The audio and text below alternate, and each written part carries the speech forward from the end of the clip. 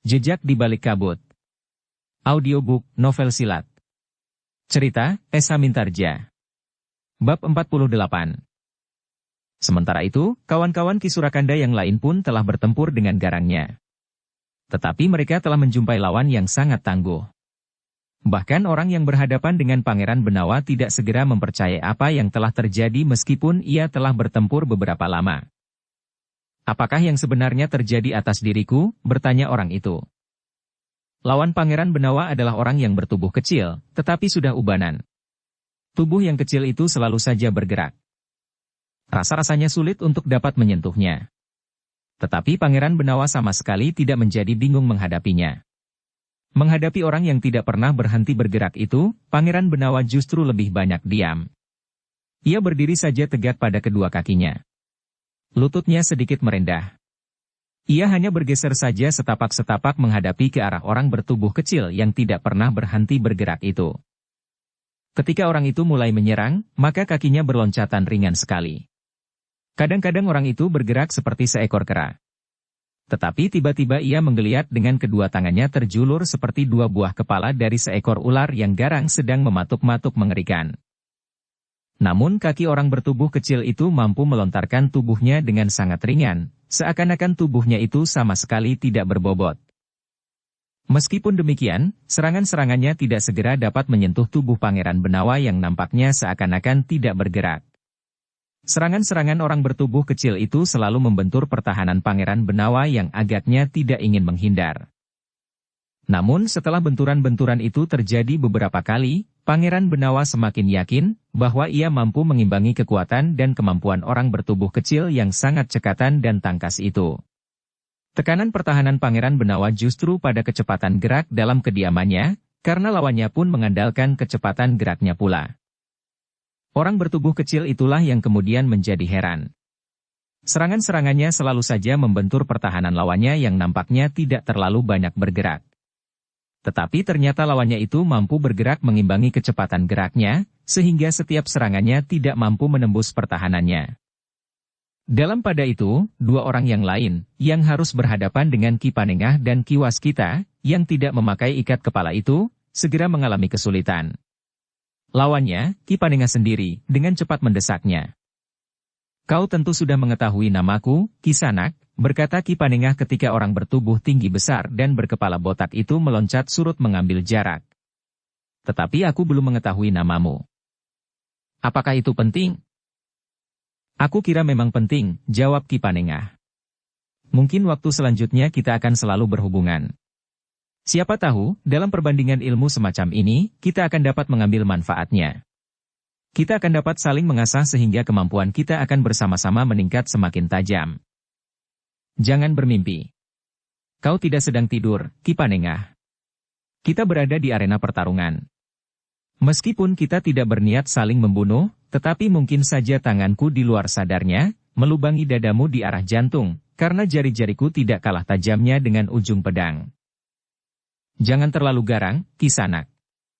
Bukankah kita tidak mempunyai alasan yang kuat untuk saling bermusuhan? Muridmu yang bernama Paksi itu adalah sumber dari permusuhan di antara kita. Persoalan anak-anak itu akan dapat diselesaikan dengan baik tanpa melibatkan orang-orang tua seperti sekarang ini. Kau tentu melindungi muridmu yang sombong dan keras kepala itu."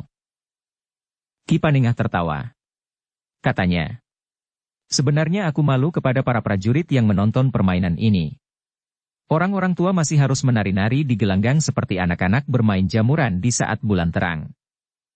Itulah sebabnya murid-muridmu juga menjadi orang-orang sombong, karena kau sendiri juga seorang yang sangat sombong.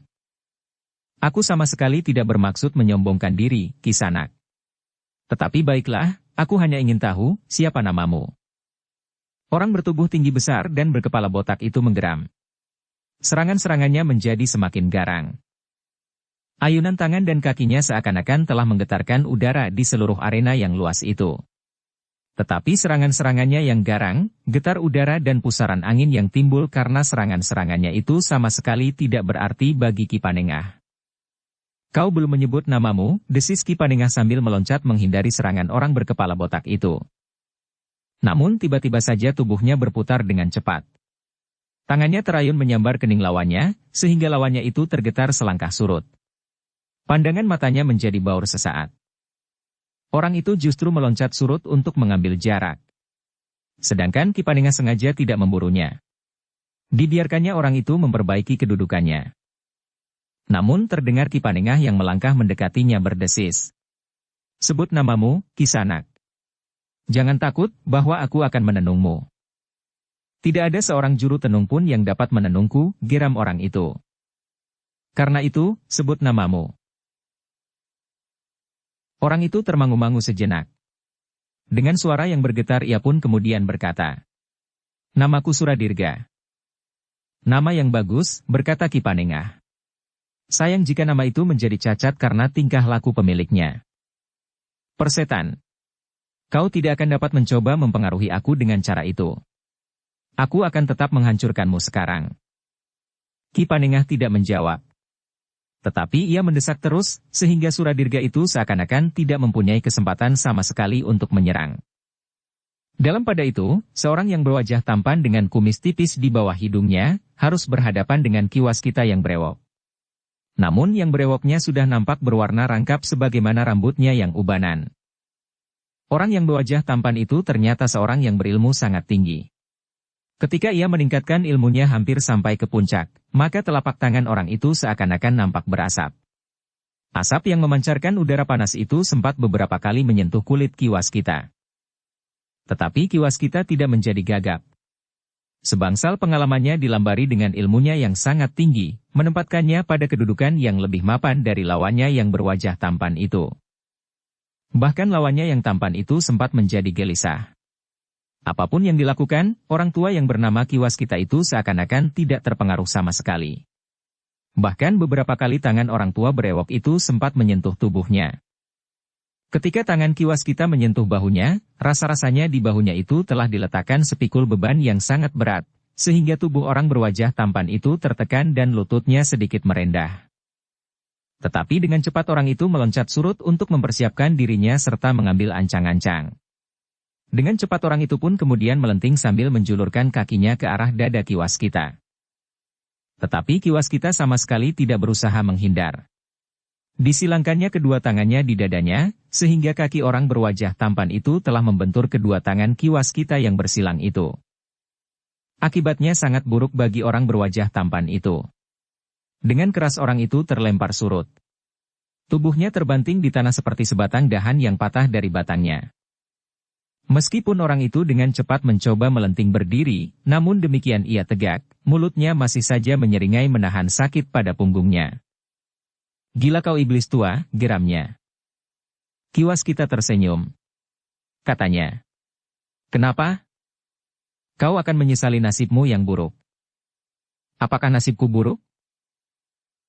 "Jangan begitu. Kita tidak akan saling menghancurkan. Kita hanya sekedar melakukan penjajagan."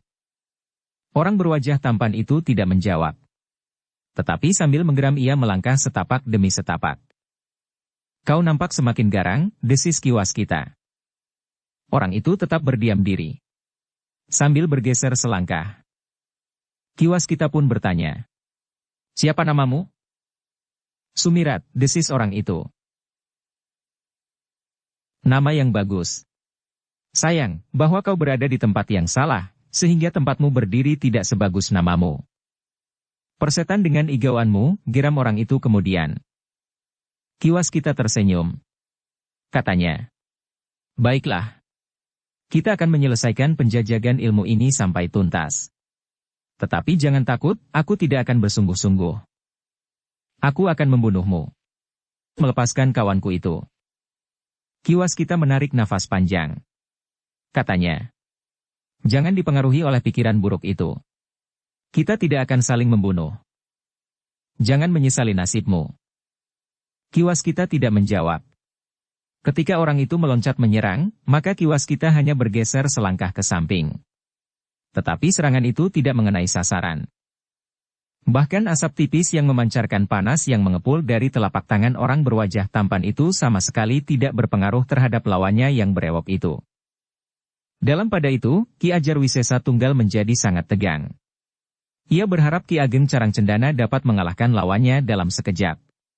Kemudian ia membantu kawan-kawannya, menghancurkan lawannya seorang demi seorang. Tetapi ternyata Ki Ageng Carangcendana tidak segera dapat mengalahkan lawannya yang mengaku bernama Sasangka itu. Bahkan pertempuran di antara keduanya semakin lama menjadi semakin sengit. Kenapa dengan Ki Ageng Carangcendana itu? Pertanyaan itu semakin bergejolak di dalam dada Ki Ajar Wisesa Tunggal. Hampir saja Ki Ajar itu meloncat memasuki arena. Tetapi ketika terpandang olehnya Ki Gede Pemanahan, maka ia pun menjadi ragu-ragu. Ia menyadari bahwa Ki Gede Pemanahan adalah seorang yang sulit dicari tandingannya. Karena itu, maka yang dapat dilakukan oleh Ki Ajar Wisesa Tunggal hanya sekedar menggeram menahan kemarahan yang bergejolak di dalam dadanya. Bahkan Ki Ajar pun harus menahan kebiasaannya untuk tidak mematuhi segala macam peraturan, paugeran dan apalagi sekedar kesepakatan. Di dalam arena itu terdapat seorang yang masih terhitung muda yang dapat melakukan hal yang sama. Orang yang masih terhitung muda itu telah mengancamnya akan menggerakkan para prajurit yang ada di sekitar arena itu jika Ki Ajar Wisesa Tunggal melanggar kesepakatan. Orang gila itu sangat mengganggu perasaanku, berkata Ki Ajar di dalam hatinya. Gila. Semua orang sudah menjadi gila, geram Ki Ajar Wisesa Tunggal yang hanya dapat didengarnya sendiri. Sebenarnya lah bahwa Ki Ageng Carangcendana tidak segera dapat mengalahkan lawannya. Bahkan lawannya yang mengaku bernama Sasangka itu telah berani menatap matanya tanpa terpengaruh sama sekali. Tetapi Ki Ageng Carangcendana belum benar-benar sampai ke puncak ilmunya meskipun tataran demi tataran ilmu itu terus meningkat. Tetapi Ki Ageng Carangcendana sendiri sempat tidak percaya atas kenyataan yang dihadapinya, bahwa meskipun ilmunya sudah hampir sampai ke puncak, namun lawannya itu sama sekali masih belum dapat ditundukkan. Bahkan serangan-serangan orang yang masih terhitung muda itu semakin lama menjadi semakin berbahaya. Dalam pada itu, kegelisahan merambah jantung Ki Ageng Carangcendana. Apalagi ketika ia adalah orang yang mendapat kepercayaan untuk menjadi tumpuan kekuatan kelima orang dari perguruan Ki Ajar Wisesa Tunggal itu. Tetapi ternyata Ki Ageng Carangcendana tidak segera mampu menyelesaikan lawannya itu. Sementara itu, Ki Surakanda yang bertempur melawan Paksi pun ternyata tidak mampu menguasai lawannya. Anak muda itu bertempur dengan tangkasnya. Tenaga dan kemampuannya yang tinggi, sekali-sekali membuat Ki Surakanda harus berloncatan surut. Gila, anak ini, geram Ki Surakanda. Ternyata yang dikatakan oleh Semburwangi tidak berlebihan dan tidak dibuat-buat sekedar untuk menutupi kekalahannya. Namun Ki Surakanda memiliki kelebihan dari Ki Semburwangi. Karena itu, Ki Surakanda yakin bahwa ia akan dapat mengalahkan dan menguasai Paksi. Menawannya dan membawanya ke padepokannya. Tetapi kegelisahannya pun menjadi semakin besar ketika ia menyadari bahwa orang yang diandalkannya, Ki Ageng Carangcendana masih belum mampu menguasai lawannya. Bukan karena Ki Ageng dengan sengaja mengulur waktu. Tetapi ia benar-benar dalam kesulitan. Jika ia mengulur waktu, maka Ki Ageng benar-benar tidak bijaksana karena beberapa orang yang lain justru mulai terdesak. Jika Ki Ajar Wisesa Tunggal menentukan bahwa penjajagan ilmu itu dilakukan dalam keutuhan dari kelima orang yang turun ke arena dari masing-masing pihak, adalah karena Ki Ajar berharap bahwa Ki Ageng akan dapat menyelesaikan masalah jika yang lain mengalami kesulitan. Tetapi ternyata Ki Ageng sendiri yang dianggap memiliki ilmu tanpa tanding, tidak dapat segera mengalahkan lawannya. Dengan demikian, maka semua gambaran dan angan-angan yang telah memenuhi kepala Ki Ajar Wisesa Tunggal dan orang-orangnya itu mulai menjadi kabur. Mereka mulai menjadi ragu, bahwa Pajang akan berpaling kepada padepokan mereka, bahwa para senapati akan mengirimkan anak-anak mereka bergabung dengan perguruan mereka. Angan-angan mereka bahwa bantuan Pajang bagi padepokan Ki Panengah akan beralih ke padepokan Ki Ajar Wisesa Tunggal pun semakin buram. Dalam pada itu, Ki Ageng Carangcendana pun menjadi gelisah pula. Ia menyadari bahwa kawan-kawannya mengalami kesulitan. Mereka sangat mengharap bantuan Ki Ageng Carangcendana. Tetapi Ki Ageng sendiri masih terikat dalam pertempuran yang tidak segera dapat dimenangkan. Dalam pada itu, lawan Pangeran Benawa yang bertubuh kecil itu benar-benar telah kehilangan kesempatan. Ia tidak mungkin mampu menembus pertahanan Pangeran Benawa. Bahkan jika ia mengerahkan tenaga dan kekuatannya menyerang Pangeran Benawa, maka Pangeran Benawa justru akan membenturnya. Orang bertubuh kecil itulah yang akan terlempar dan kehilangan keseimbangannya. Dalam kesulitan itu, maka orang bertubuh kecil itu pun telah meningkatkan ilmunya sampai ke puncak. Ia tidak menghiraukan lagi akibat yang bakal terjadi. Jika lawannya terbunuh oleh ilmu puncaknya, maka itu adalah satu kecelakaan. Seharusnya aku tidak membunuhnya. Tetapi membuatnya tidak berdaya untuk selamanya, berkata orang bertubuh kecil itu di dalam hatinya. Namun ia tidak mampu melakukannya. Karena itu, maka tanpa menghiraukan akibatnya, bahkan tanpa menghiraukan sepasukan prajurit yang seakan-akan mengepung arena itu, maka orang bertubuh kecil itu tiba-tiba menggeliat. Kedua tangannya pun menggeliat di depan dadanya. Kelima ujung jarinya merapat sementara itu mulutnya berdesis seperti desis ular bandotan yang marah. Pangeran Benawa mengerutkan dahinya. Ia sadar bahwa lawannya telah sampai pada puncak ilmu pamungkasnya. Karena itu, maka Pangeran Benawa itu pun harus menjadi semakin berhati-hati. Apalagi ketika ia melihat sejenis cairan yang berwarna putih gelap memercik dari ujung-ujung jarinya yang kuncup itu. Pangeran Benawa pun bergeser selangkah surut. Ia yakin bahwa cairan yang berwarna putih gelap itu adalah racun. Karena itu, maka Pangeran Benawa pun dengan cepat menghisap ibu jarinya seperti kebiasaan seorang bayi yang kehausan. Sejenak kemudian, maka keduanya telah bertempur lagi dengan sengitnya. Kedua tangan orang bertubuh kecil itu mematuk-matuk seperti kepala seekor ular liar yang sangat garang. Pangeran Benawa harus menyesuaikan dirinya dengan gerak lawannya. Ia pun telah berloncatan pula menghindari sentuhan tangan lawannya. Namun akhirnya, tangan orang bertubuh kecil itu sempat pula mematuk lengan Pangeran Benawa. Ternyata kuku-kuku orang bertubuh kecil itu sangat tajam, sehingga sentuhan ujung jarinya yang kuncup menyatu itu telah melukai lengan Pangeran Benawa itu. Pangeran Benawa meloncat beberapa langkah surut untuk mengambil jarak. Namun orang bertubuh kecil itu tidak memburunya. Ketika Pangeran Benawa berdiri termangu-mangu, maka orang bertubuh kecil itu tertawa sambil berdesis. Aku tidak peduli apa yang terjadi atas dirimu. Dalam perbandingan ilmu seperti ini, dapat saja seseorang mati terbunuh. Tetapi itu adalah satu kecelakaan. Aku tidak sengaja membunuhmu. Pangeran Benawa berdiri tegak sambil memandang orang itu. Sementara orang bertubuh kecil itu berkata, jika racun itu merasuk ke dalam urat darahmu, itu karena kelemahanmu sendiri. Racun itu memang sudah ada di dalam kantung racun di kuku-kukuku. Itu bukan senjata. Karena itu, aku tidak menyalahi ketentuan, karena aku tidak bersenjata. Pangeran Benawa memandang orang itu dengan tajamnya. Ya, seperti kebiasaan seorang bayi yang kehausan.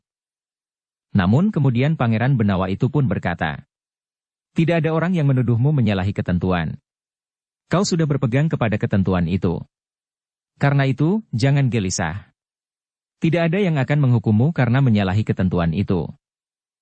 Orang bertubuh kecil itu mengerutkan dahinya. Namun kemudian katanya, sayang, bahwa kau akan mati. Sebaiknya kau minta diri kepada saudara-saudara seperguruanmu. Kepada gurumu dan kepada semua orang di sekitar arena ini. Untuk apa aku minta diri? Siapa yang mengatakan bahwa aku akan mati? Racun itu? Racun yang memercik dari ujung-ujung jarimu. Ya. Racun itu setajam bisa ular. Aku sudah terlalu sering digigit ular jenis apapun. Ular dagrama, ular gadung, ular welang, weling, dan bahkan ular kendang dan ular bandotan. Tetapi tidak apa-apa. Jika racunmu hanya setajam bisa ular, maka jangan cemas. Racunmu tidak akan membunuhku. Wajah orang bertubuh kecil itu tiba-tiba menegang. Dipandanginya Pangeran Benawa dengan tajamnya. Namun luka di lengan Pangeran Benawa itu kemudian telah mengalirkan darah. Semula biru kehitam-hitaman. Namun kemudian darah itu menjadi merah segar.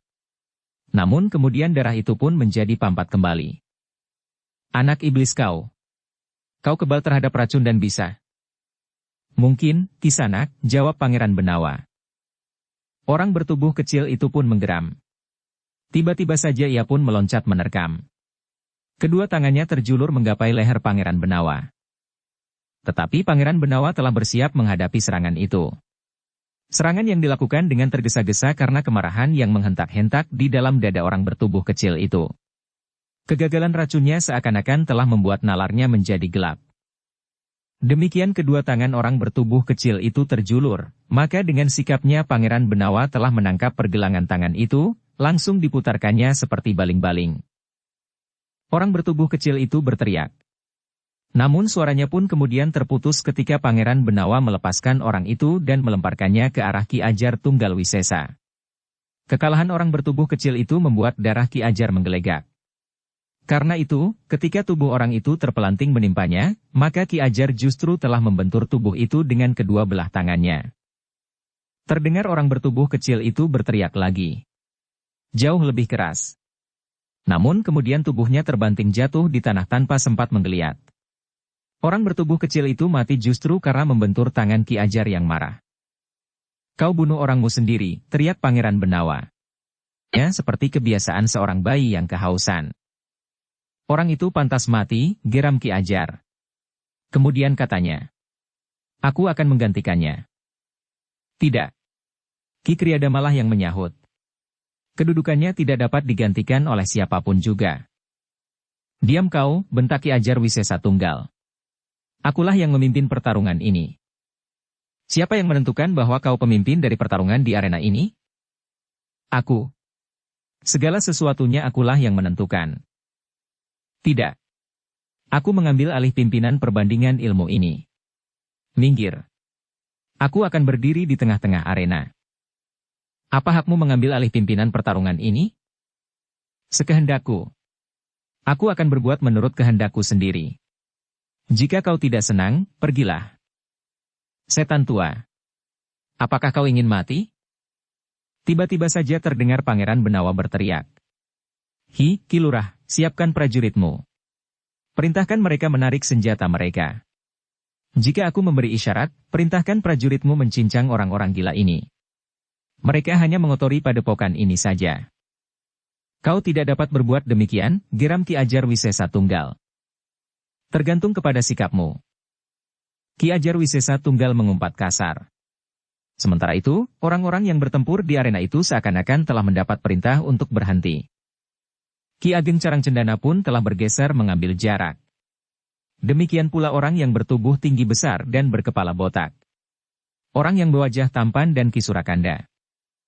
Bahkan Ki Carang Cendana pun telah melangkah mendekati orang yang bertubuh kecil yang terbaring diam di sebelah kaki Ki Ajar Wisesa Tunggal. Kenapa kau bunuh orang ini? Desis Ki Ageng Carang Cendana. Ia tidak berarti lagi bagiku, jawab Ki Ajar Wisesa Tunggal. Orang ini sangat setia kepadamu. Tetapi ia sudah mempermalukan padepokan kita. Ia sudah dikalahkan oleh bocah edan itu. Kita memang dihadapkan pada satu kenyataan pahit sekarang ini. Orang-orang dari padepokan ini adalah orang-orang berilmu tinggi. Kau lihat, apakah ada seorang pun di antara kami yang turun di arena dapat menguasai lawan? Kita akan memastikan diri bahwa padepokan kita lebih berarti dari padepokan buruk ini. Kita tidak dapat bersikap kekanak-kanakan seperti itu, berkata Ki Ageng Carang Cendana. Kita harus mengakui kenyataan ini. Bahkan aku yakin bahwa Surakanda akan dapat dikalahkan oleh anak itu. Dan aku bahkan tidak yakin bahwa aku akan dapat memenangkan pertarungan ini dengan lawanku yang masih terhitung muda itu. Ki Ageng, sejak kapan kau menjadi seorang pengecut? Aku bukan pengecut. Tetapi aku adalah orang yang berdiri di atas kenyataan yang kita hadapi. Kita tidak dapat bermimpi indah, tetapi kemudian terpelanting jatuh ke dalam kenyataan pahit. Ki Ajar Wisesa Tunggal memperhatikan orang-orangnya yang termangu-mangu. Sebenarnya lah ia melihat bahwa orang-orangnya tidak akan mampu mengalahkan orang-orang pertama di padepokan Ki Panengah itu. Bahkan Ki Ageng Carang Cendana sudah mengakui pula bahwa ia tidak yakin akan dapat menang atas lawannya itu. Lalu apa katamu? Suara Ki Ajar Wisesa Tunggal itu merendah.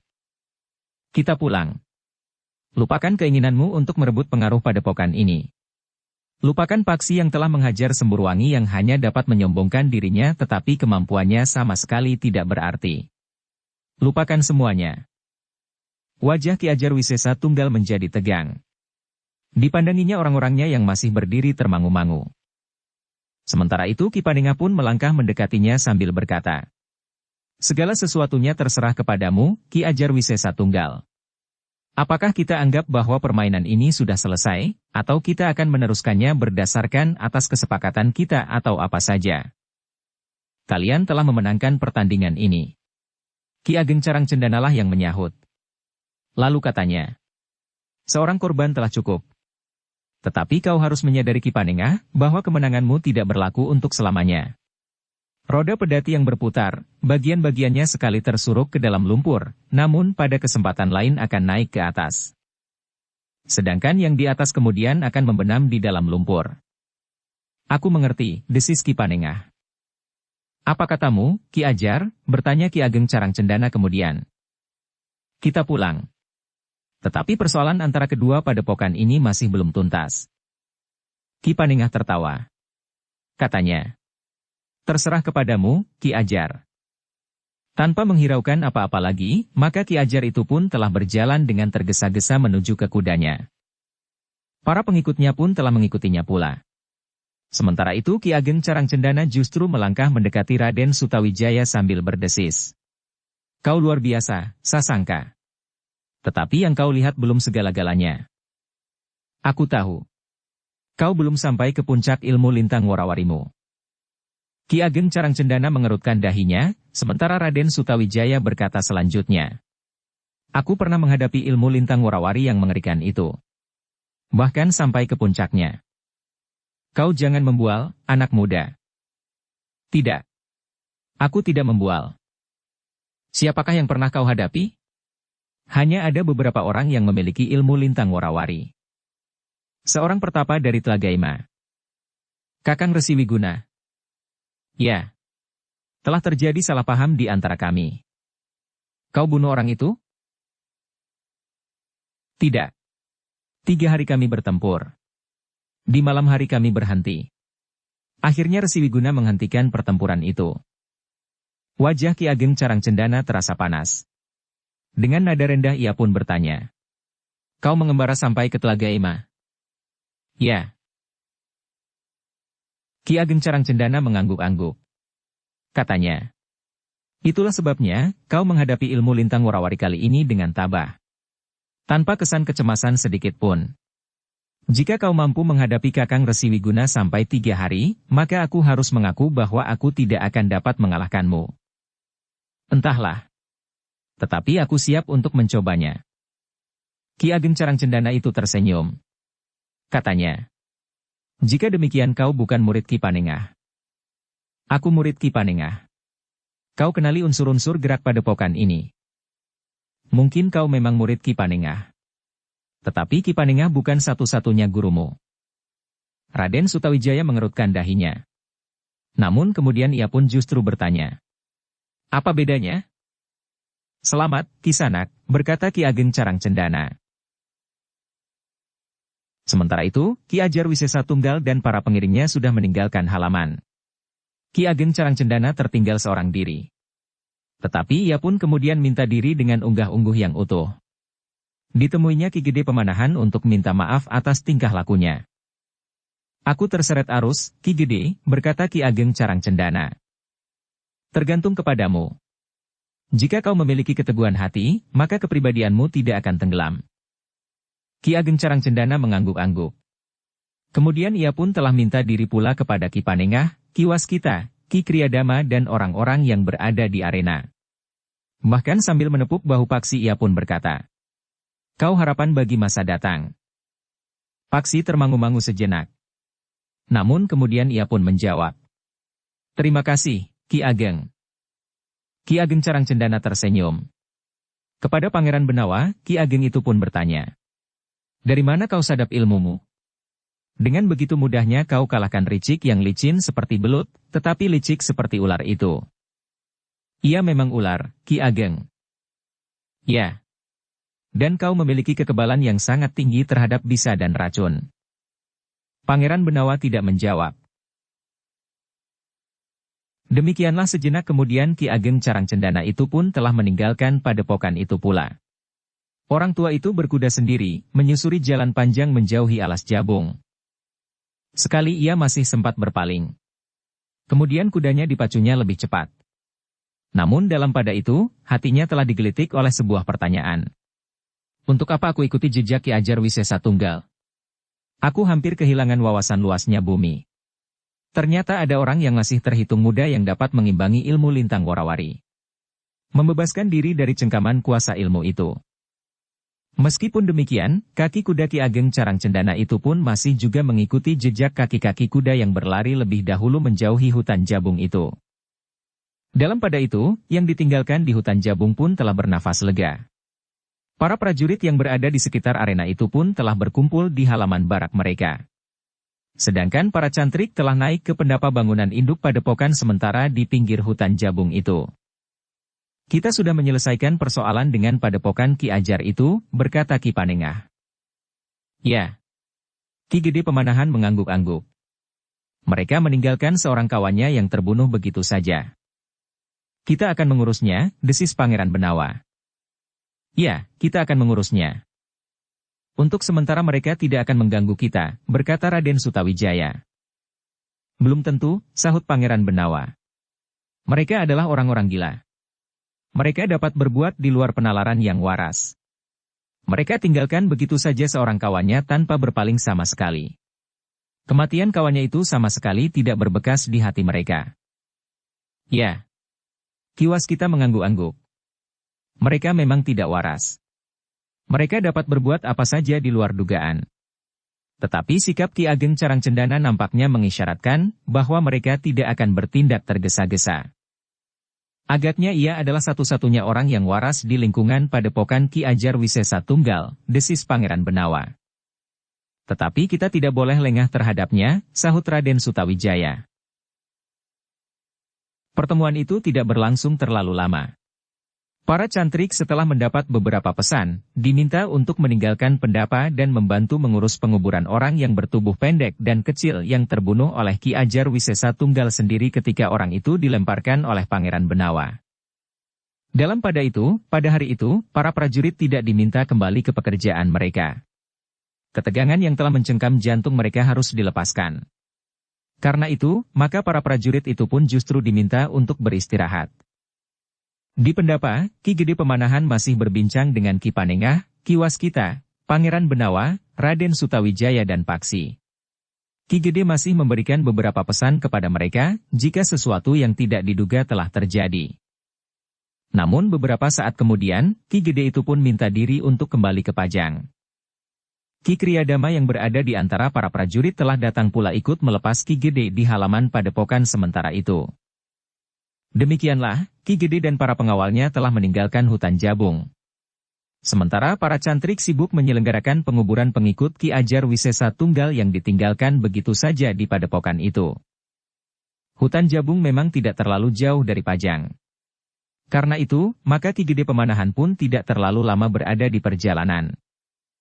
Sementara itu, di Istana Pajang, Sekarsari menjadi semakin bebas keluar dan masuk istana. Para prajurit pengawal dan para pelayan dalam tidak lagi menghentikannya dan bertanya apa keperluannya masuk ke dalam istana. Sekarsari seakan-akan mendapat izin khusus untuk keluar dan masuk menemui Kangjeng Sultan. Bahkan Kangjeng Sultan pun telah menentukan di mana Sekarsari dapat menemuinya setiap saat. Kebebasan Sekarsari keluar masuk istana itu juga membuat Ki Gede Pemanahan semakin prihatin. Namun kebebasan Sekarsari keluar masuk istana itu tidak dipergunakannya untuk menemui Harya Wisaka. Bahkan rasa-rasanya Sekarsari menjadi semakin jarang menengok suaminya yang berada di dalam bilik tahanan khusus di Istana Pajang. Tetapi ia justru lebih banyak bertemu dengan Kanjeng Sultan. Tidak seorang pun yang dapat mencegahnya. Ketika seorang prajurit masih juga menghentikan Sekarsari dan bertanya untuk apa ia masuk ke dalam istana, maka demikian Sekarsari melaporkannya. Prajurit itu langsung dipecatnya. Ia tidak pantas menjadi prajurit yang bertugas di Istana Pajang, berkata Kanjeng Sultan. Setiap kali Ki Gede Pemanahan hanya dapat menarik nafas dalam-dalam. Ketika ia berbicara dengan prajurit yang bertugas untuk menjaga Harya Wisaka, maka prajurit itu pun berkata. Perempuan itu menjadi semakin jarang mengunjungi Harya Wisaka. Ki Gede Pemanahan menarik nafas dalam-dalam. Katanya, yang aku cemaskan, Sekarsari justru akan memanfaatkan kebebasannya itu untuk kepentingan Harya Wisaka. Perempuan itu hampir melupakan suaminya. Bahkan nampaknya Harya Wisaka mulai menjadi curiga. Kami sering mendengar keduanya bertengkar jika Sekarsari datang menengoknya. Ki Gede Pemanahan menarik nafas dalam-dalam. Dengan nada berat ia pun berkata, namun bagaimanapun juga, jangan menjadi lengah. Harya Wisaka adalah orang yang sangat berbahaya. Iya, Ki Gede, prajurit itu mengangguk-angguk. Tetapi yang kemudian didengar oleh Ki Gede Pemanahan bukan hanya kebebasan Sekarsari masuk keluar istana serta pertengkaran yang sering terjadi antara Sekarsari dan suaminya jika ia datang berkunjung. Tetapi seperti yang pernah didengarnya, seorang petugas sandi telah melaporkan kepada Ki Gede Pemanahan bahwa Sekarsari menjadi semakin sering berdua dengan seorang lurah prajurit, justru seorang pelayan dalam. Sampai sekarang, Kanjeng Sultan dan petugas-petugas sandinya masih belum mengetahuinya, desis Ki Gede. Jika saja Kanjeng Sultan mengetahuinya, maka lurah pelayan dalam yang masih muda itu tidak akan berumur panjang. Ternyata perempuan itu bukan seorang perempuan yang setia. Agaknya ia berpaling dari Harya Wisaka yang ada di penjara itu bukan karena Kanjeng Sultan, tetapi karena lurah pelayan dalam itu. Perempuan bodoh, desis Ki Gede Pemanahan. Apa artinya seorang lurah pelayan dalam baginya? Harya Wisaka adalah seorang yang memiliki wibawa dan pengaruh yang besar di lingkungannya. Apalagi kemudian Sekarsari itu seakan-akan sudah seperti seorang selir yang sangat dikasihi oleh Kanjeng Sultan. Tetapi kenapa ia masih berhubungan dengan seorang lurah prajurit? Tetapi lurah pelayan dalam itu memang tampan, Ki Gede. Tubuhnya yang kokoh kekar tetapi tidak nampak gemuk. Kulitnya yang kuning keputih-putihan, kumisnya yang tipis, senyumnya, kemudaannya. Sekarsari telah dibakar oleh berbagai macam nafsu sehingga ia dapat melekat pada Kanjeng Sultan, tetapi juga pada prajurit muda itu. Agaknya memang demikian, Ki Gede. Baiklah. Tetapi ikut awasi Harya Wisaka. Para prajurit yang bertugas menjaganya, langsung berada di bawah perintah Kanjeng Sultan sehingga aku tidak dapat memberikan perintah langsung kepada mereka. Yang dapat aku lakukan hanya memberikan peringatan kepada mereka untuk berhati-hati. Baik, Ki Gede. Tetapi gerak kami sangat terbatas. Para pelayan dalam akan merasa wewenangnya dilanggar jika kami mencampuri tugas-tugas mereka. Berhati-hati sajalah. Petugas sandi kepercayaan Ki Gede itu pun kemudian telah minta diri. Kebebasan Sekarsari di istana benar-benar tidak dapat diganggu lagi. Ki Gede Pemanahan harus menerima kenyataan itu dengan gelisah. Seperti biasanya, jika Kanjeng Sultan sedang terikat dengan seorang perempuan, maka tidak seorang pun yang dapat memperingatkannya. Tetapi kali ini, perempuan itu mempunyai hubungan dengan seorang yang sangat berbahaya, Harya Wisaka. Namun Kanjeng Sultan sendiri nampaknya tidak menghiraukan Harya Wisaka lagi. Sementara itu Harya Wisaka pun menjadi keras kepala. Ia tidak mau berbicara jika tidak dengan Kanjeng Sultan sendiri. Kadang-kadang timbul niat Ki Gede untuk berbicara dengan Pangeran Benawa. Kadang-kadang Kanjeng Sultan merasa segan kepada putranya yang sudah dewasa itu, sehingga Kanjeng Sultan itu harus membatasi tingkah lakunya sendiri. Tetapi nampaknya kehangatan Sekarsari benar-benar telah membuat Kanjeng Sultan kehilangan kesempatan untuk mempergunakan penalarannya. Bahkan Pangeran Benawa pun tidak akan dapat mengusiknya. Karena itu niatnya itu pun telah diurungkannya. Persoalan itu justru hanya akan mengganggu ketenangan Pangeran Benawa saja. Tetapi pertengkaran yang sering terjadi antara Sekarsari dan Harya Wisaka nampaknya menjauhkan kekhawatiran Ki Gede Pemanahan terhadap kelicikan Sekarsari. Meskipun demikian, setiap kali Ki Gede memperingatkan agar para prajurit yang bertugas tidak menjadi lengah. Di hadapan Ki Gede Pemanahan para prajurit yang bertugas itu menyatakan kesiapan mereka. Namun jika Ki Gede pergi, maka mereka pun telah melupakannya. Kita tidak berada di bawah perintah Ki Gede, berkata salah seorang dari mereka. Aku sudah menyampaikan kepada Ki Gede bahwa Sekarsari tidak lagi menghiraukan suaminya. Jika ia datang tentu hanya sekedar memenuhi kewajiban seorang istri. Namun kemudian di sini mereka bertengkar. Hampir saja Sekarsari itu dicekiknya sampai mati. Jika saja kita tidak melerainya. Ya. Perempuan itu tentu lebih senang jika suaminya tetap berada di penjara. Ia akan dapat berbuat sesuka hatinya. Dalam pada itu, Ki Gede Pemanahan terkejut ketika Kanjeng Sultan tiba-tiba memanggilnya untuk berbicara langsung hanya berdua saja, tanpa ada orang lain yang ikut serta. Kakang, menurut Kakang, hukuman apakah yang paling baik aku berikan kepada Harya Wisaka? Tetapi selama ini, hamba masih belum dapat berbicara dengan Harya Wisaka, Sinuhun. Apa yang akan Kakang bicarakan dengan Harya Wisaka? Bukankah kita wajib mengetahui bobot kesalahan Harya Wisaka? Apakah alasan-alasan yang telah mendorongnya untuk melawan Kanjeng Sultan? Apa pula yang pernah dilakukan, direncanakan tetapi belum sempat dilakukan? Orang-orang yang bekerja bersamanya dan mungkin hal-hal lain yang perlu kita dengar. Harya Wisaka bukan pencuri yang dapat dipaksa untuk mengaku sudah berapa kali ia mencuri, Kakang. Jika ia tidak mau berbicara, maka kematian pun tidak akan dapat membuka mulutnya.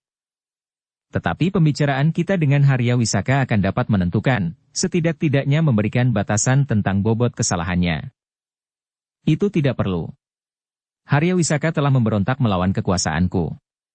Kita tahu, apakah hukuman yang paling pantas untuk seorang pemberontak. Wajah Ki Gede menjadi tegang. Kakang, hukuman yang paling pantas bagi Harya Wisaka adalah hukuman mati.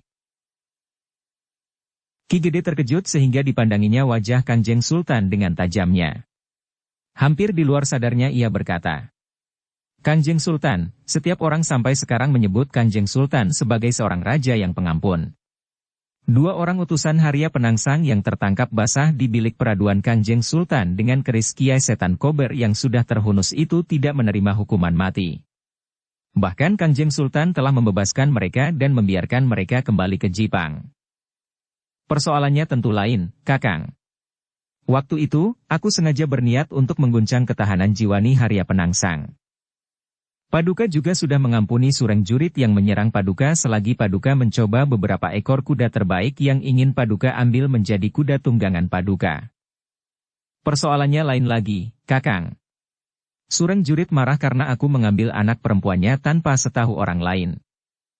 Namun akhirnya ia sama sekali tidak berkeberatan dan membiarkan anak perempuannya berada di istana. Kanjeng Sultan, berkata Ki Gede Pemanahan. Hamba adalah orang yang paling membenci Harya Wisaka. Tetapi hamba mohon Kanjeng Sultan memerintahkan Harya Wisaka untuk bersedia berbicara dengan hamba. Baru kemudian hamba dapat menyampaikan pertimbangan hamba tentang hukuman yang pantas bagi Harya Wisaka. Harya Wisaka sudah bersalah 2 kali. Ia telah memberontak dan kedua ia menolak berbicara dengan Kakang. Karena itu, maka hukuman yang paling pantas baginya adalah hukuman mati. Ki Gede Pemanahan menarik nafas dalam-dalam. Keputusan hukuman itu tentu dipengaruhi oleh hubungan Kanjeng Sultan dengan Sekarsari. Kematian Harya Wisaka adalah satu kepastian, bahwa Sekarsari tidak akan lari lagi dari sisi Kanjeng Sultan. Tetapi sampai kapan Sekarsari mampu mengikat Kanjeng Sultan dengan kehangatan sikapnya? Pada saatnya, Sekarsari akan tidak lagi diperkenankan melewati pintu gerbang istana. Para prajurit akan mendapat perintah untuk mencegah Sekarsari masuk. Tetapi mungkin keputusan itu justru dikehendaki oleh Sekarsari sendiri yang ingin membebaskan diri dari tangan Harya Wisaka. Mungkin Sekarsari juga sadar bahwa pada suatu saat ia akan terlempar dari istana. Tetapi ia sudah mempunyai seorang lurah prajurit yang muda dan tampan. Karena Ki Gede tidak segera menjawab, maka Kanjeng Sultan itu telah mendesaknya. Bagaimana pendapat Kakang? Beri hamba waktu, Kanjeng Sultan. Kau akan berbicara dengan Harya Wisaka? Hamba mohon, Kanjeng Sultan memerintahkannya. Kanjeng Sultan termangu-mangu sejenak. Namun kemudian Kanjeng Sultan itu pun berkata, aku akan memanggilnya. Ki Gede Pemanahan tidak sempat menjawab. Kanjeng Sultan itu pun telah memberi isyarat kepada seorang prajurit pengawal yang bertugas di luar ruangan. Demikian prajurit itu masuk, maka Kanjeng Sultan itu pun memberikan perintah. Perintahkan kepada para prajurit pelayan dalam yang bertugas menjaga Harya Wisaka untuk membawanya menghadap sekarang. Hati-hati. Jika orang itu terlepas maka semuanya akan aku gantung di alun-alun sebagai gantinya. Demikianlah, maka prajurit itu pun telah menyampaikan perintah itu kepada para prajurit yang bertugas. Lurah prajurit yang memimpin sekelompok petugas itu pun menerima perintah itu dengan hati yang berdebar-debar. Mereka menyadari bahwa Harya Wisaka adalah seorang yang berilmu sangat tinggi, sehingga kemungkinan buruk dapat saja terjadi. Karena itu, maka ketika Harya Wisaka dibawa menghadap, maka pengawalannya pun dilakukan dengan seluruh kekuatan yang ada. Namun Harya Wisaka tidak berusaha untuk melarikan diri.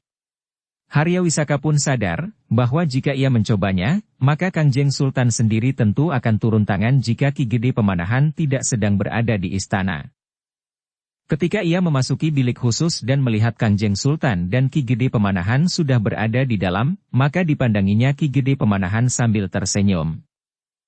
Meskipun tidak terucapkan, tetapi Haryawisaka itu menyatakan kemenangannya. Akhirnya, ia dapat berbicara langsung dengan Kanjeng Sultan. Tidak hanya dengan Ki Gede Pemanahan. Haryawisaka itu pun kemudian duduk menyilangkan kakinya sambil menyembah. Hamba menghadap, Kanjeng Sultan. Kanjeng Sultan memandanginya sejenak. Namun kemudian Kanjeng Sultan itu pun berkata lantang. Dengar Haryawisaka, Ki Gede Pemanahan akan berbicara dengan kau. Jawab semua pertanyaannya dengan jujur. Hasil pembicaraanmu akan menentukan berat ringannya hukumanmu. Semakin berbelit-belit kau menjawab pertanyaannya, maka hukumanmu akan menjadi semakin berat. Hukumanmu dapat lebih berat melampaui hukuman mati. Haryawisaka memandang Kanjeng Sultan dengan tegang. Sementara Kanjeng Sultan berkata, di Pajang masih berlaku bagi mereka yang mempunyai kesalahan yang sangat besar hukuman picis. Atau hukuman-hukuman jenis lain yang akhirnya terhukum juga akan mati. Kanjeng Sultan, potong Haryawisaka. Hamba akan mengatakan dengan jujur apa yang telah terjadi kepada Kanjeng Sultan. Hamba tidak mau berbicara dengan anak petani seperti Ki Gede Pemanahan. Derajatnya terlalu rendah bagiku untuk berbicara dengan aku. Haryawisaka. Aku rendahkan derajatmu. Aku cabut kedudukan kebangsawananmu. Sementara itu, Ki Gede Pemanahan akan mewakili aku sehingga kedudukannya di hadapanmu sama dengan kedudukanku. Wajah Haryawisaka menjadi tegang. Tetapi sebelum ia berkata sesuatu, maka Kanjeng Sultan itu telah bangkit berdiri dan meninggalkan ruangan itu. Kanjeng Sultan. Haryawisaka itu memanggil. Tetapi Kanjeng Sultan sama sekali tidak berpaling. Haryawisaka itu kemudian memandang Ki Gede Pemanahan dengan tajamnya. Dengan geram ia pun berkata, kau kira aku akan tunduk kepada perintah ini? Tidak. Aku tidak akan menjawab pertanyaan-pertanyaanmu. Namun Ki Gede Pemanahan itu menjawab. Jawaban-jawabanmu itu penting artinya bagimu. Tidak bagiku. Terserah, apakah kau akan menjawab pertanyaan-pertanyaanku atau tidak. Bagiku sama saja, karena aku tidak akan dirugikan. Aku tidak akan digantung atau bahkan dihukum picis atau dihukum yang lebih berat atau lebih ringan. Aku adalah orang yang bebas. Aku tidak akan dikembalikan ke penjara. Persetan kau, Pemanahan. Akan datang saatnya aku membunuhmu kelak. Ki Gede Pemanahan tersenyum. Katanya, kau tidak akan sempat melakukannya, Haryawisaka. Tetapi jika kau bersedia menjawab beberapa pertanyaanku, kau masih mempunyai waktu. Aku tidak akan menjilat ludah sendiri meskipun aku akan dihukum picis. Aku hargai kekerasan hatimu. Tetapi aku cela kebodohanmu. Setan kau, Pemanahan. Aku tantang kau berperang tanding. Ki Gede Pemanahan tersenyum. Katanya, bagaimana mungkin aku melayani tantangan seorang yang sedang dalam tahanan dan menghadapi hukuman mati? Aku bunuh kau sekarang.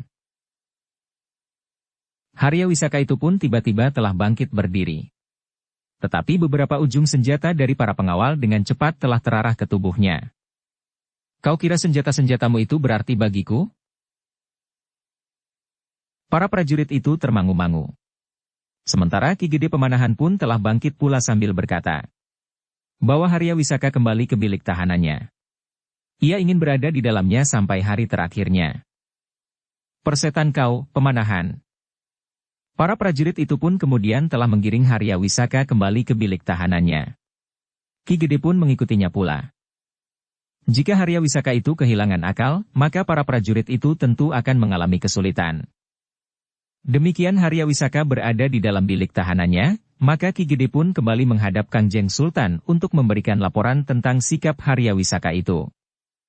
Jika demikian, sepantasnya Haryawisaka dihukum mati, geram Kanjeng Sultan. Segala sesuatunya terserah kepada Kanjeng Sultan. Tetapi hamba mohon pelaksanaannya tidak dilakukan dengan segera, sehingga masih mungkin terjadi perubahan. Jika aku sudah menjatuhkan keputusan, maka tidak akan ada perubahan. Jika demikian, hamba mohon Kanjeng Sultan tidak tergesa-gesa menjatuhkan keputusan. Aku akan memberikan keputusan itu dalam 2-3 hari ini, Kakang. Ki Gede Pemanahan menarik nafas dalam-dalam. Ia memang tidak dapat terlalu banyak memohon, karena hal itu akan dapat membuat Kanjeng Sultan justru menjadi semakin marah. Karena itu, maka Ki Gede pun justru telah mohon diri. Katanya, hamba menunggu titah paduka. Hamba mohon diri. Baik, Kakang. Ki Gede Pemanahan pun segera kembali ke rumahnya. Namun rasa-rasanya sikap Harya Wisaka itu tidak segera dapat dilupakannya. Harya Wisaka yang sudah menjadi tahanan itu masih sempat merendahkannya. Tetapi Ki Gede Pemanahan tidak ingkar akan dirinya. Ia tidak pernah menolak jika orang menyebutnya sebagai keturunan tidak pedarakan. Keturunan rakyat kebanyakan. Namun sebenarnya lah Ki Gede Pemanahan ingin menghapus kesan buruk jika Kanjeng Sultan menjatuhkan hukuman mati kepada Harya Wisaka. Orang banyak tentu akan segera menghubungkan hukuman mati itu dengan hubungan antara Kanjeng Sultan dengan Sekarsari. Sehingga hukuman itu tentu akan mendapat penilaian tersendiri meskipun pada kenyataannya Harya Wisaka memang sudah memberontak melawan kekuasaan Kanjeng Sultan. Keinginannya untuk menguasai cincin kerajaan itu adalah satu wujud dari niatnya menentang kuasa Kanjeng Sultan dan membangun kekuasaan bagi dirinya sendiri. Berhasil atau tidak berhasil, dengan atau tanpa cincin kerajaan itu, sebenarnya lah bahwa Harya Wisaka menolak kuasa Kanjeng Sultan Hadiwijaya di Pajang. Tetapi justru karena Sekarsari sering berada di istana, maka terutama orang-orang yang menentang kuasa Kanjeng Sultan akan dapat mempergunakan peristiwa itu untuk menjatuhkan wibawanya. Ketika malam turun, Ki Gede Pemanahan tidak segera dapat tidur. Meskipun Ki Gede sudah berbaring di dalam biliknya, namun rasa-rasanya matanya tidak mau dipejamkannya. Bahkan sampai ayam jantan berkokok di tengah malam, Ki Gede masih tetap belum dapat tidur sekejap pun. Rasa-rasanya bayangan hukuman mati itu tidak dapat dilepaskannya dari angan-angannya. Seakan-akan Ki Gede melihat Harya Wisaka itu berayun di tiang gantungan di alun-alun, disaksikan oleh rakyat Pajang. Namun yang kemudian berteriak-teriak meneriakan ketamakan Kanjeng Sultan yang ingin mengambil istri orang yang mati di tiang gantungan itu. Bersambung ke bab 49. Dukung kami dengan subscribe, follow, like, komen dan share. Terima kasih.